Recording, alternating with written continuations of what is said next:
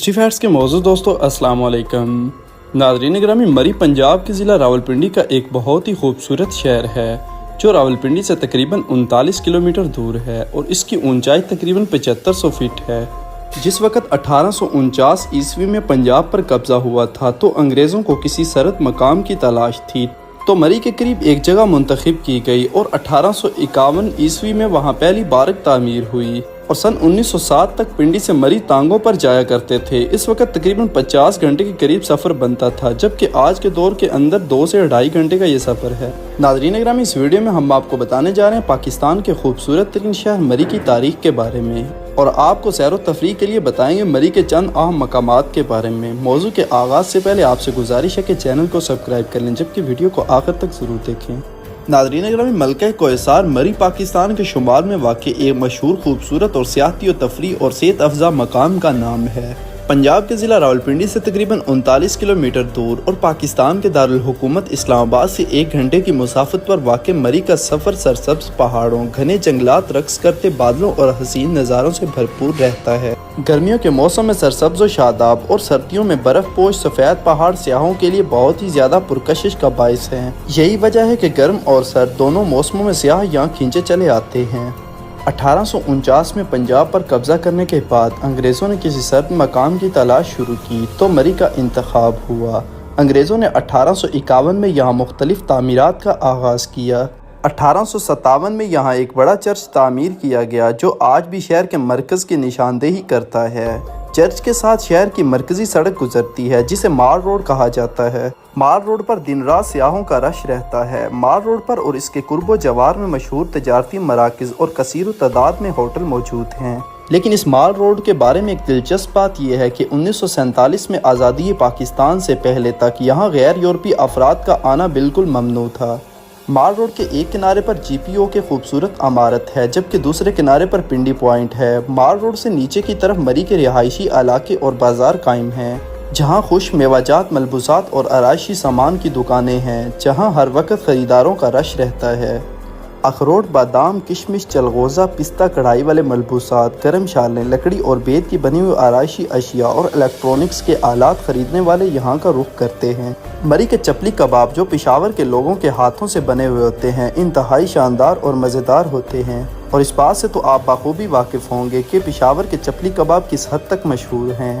اس کے علاوہ مال روڈ پر ریسٹورنٹ موجود ہیں، جبکہ چائے اور کافی کے سٹالز اور سرد موسم میں لطف اندوز ہونے کے لیے کون آئس کریم کے سٹالز بھی آپ کو جگہ جگہ پر نظر آئیں گے۔ اس کے علاوہ مقامی افراد چلتے پھرتے کیتلی اور کپ لیے قہوہ بیچتے بھی دکھائی دیتے ہیں۔ اس کے علاوہ مال روڈ پر بچوں اور عمر رسیدہ افراد کو سیر کروانے کے لیے مقامی افراد ہتھیلیاں لیے بھی موجود ہوتے ہیں، جو چند پیسے لے کر ان کو پورے مری کی سیر بھی کرواتے ہیں۔ مری سطح سمندر سے تقریباً 7000 فٹ بلندی پر واقع ہے۔ یہ برطانوی حکومت کا گرمائی صدر مقام بھی رہا ہے۔ 1907 تک راولپنڈی سے مری تک ٹانگوں پر سفر کیا جاتا تھا، جس میں 2 دن لگتے تھے، لیکن اب بہترین سڑکوں اور ٹرانسپورٹ کی سہولت کی وجہ سے صرف 1 گھنٹے میں راولپنڈی سے مری پہنچا جا سکتا ہے۔ اس کے علاوہ مری میں کالج، اسکول، ہسپتال، چھوٹے اور بڑے جدید طرز کے hotel, arts council, cadet college وغیرہ موجود ہیں۔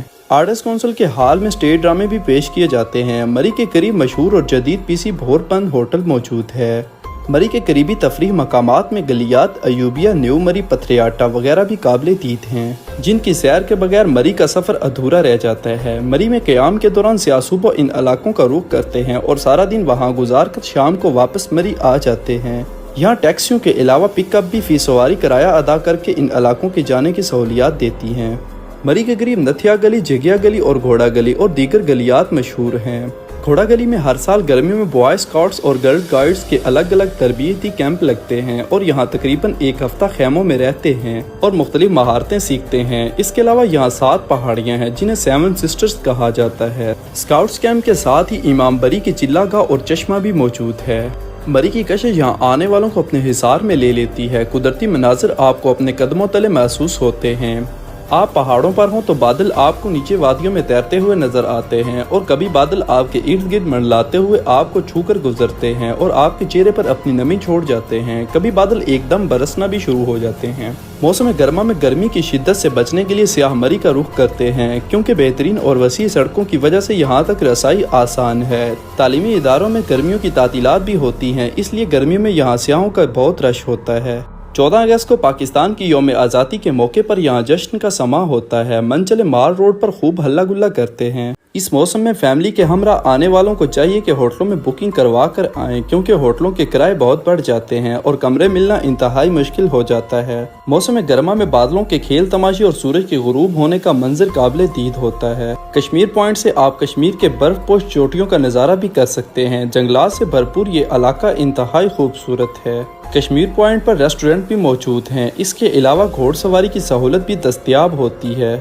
گرمیوں میں اگائے جانے والے پھلوں میں سیب، ناشپاتی اور خوبانی شامل ہے۔ پہاڑی لوگوں کی بھرپور ثقافت بھی یہاں دکھائی دیتی ہے۔ اس کے علاوہ مری میں چیئر لفٹ کی سہولت بھی مختلف مقامات پر دستیاب ہے۔ اس کے علاوہ کیبل کار سے بھی آپ دلفریب مناظر دیکھ سکتے ہیں۔ ایوبی اور پتھریاٹا جاتے ہوئے راستے میں آپ کو جگہ جگہ بندر دکھائی دیتے ہیں۔ سیاح وہاں رک کر انہیں کیلے اور دیگر خوراک ڈالتے ہیں اور ان کے ساتھ تصویریں بھی بنواتے ہیں۔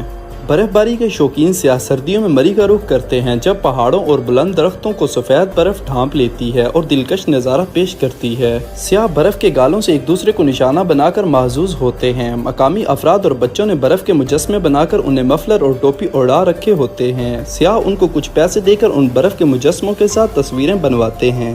سردیوں میں یہاں رش قدرے کم ہوتا ہے اور ہوٹلوں میں کمرے بھی کم نرخوں پر مل جاتے ہیں اور دیگر اشیاء بھی سستی ہوتی ہیں۔ برف باری اور پرسکون فضاؤں سے لطف اندوز ہونے والوں کے لیے دلدادہ سردیوں میں مری کا رخ کرتے ہیں۔ ملکہ کوہسار مری کا حسن، دلکشی اور دلفریبی آپ کو بار بار وہاں آنے پر اکساتی ہے اور فطرت کے دلفریب مناظر آپ کو دعوت نظارہ دیتے ہیں۔ ناظرین گرامی، یہ تھی ہماری آج کی ویڈیو۔ آئندہ ہفتے آپ کو پاکستان کے کسی اور خوبصورت مقام کی سیر کروائیں گے۔ آپ سے گزارش ہے کہ اگر آپ کو ویڈیو اچھی لگی تو اس کو لائک اور شیئر، جبکہ چینل کو سبسکرائب کر دیجیے گا۔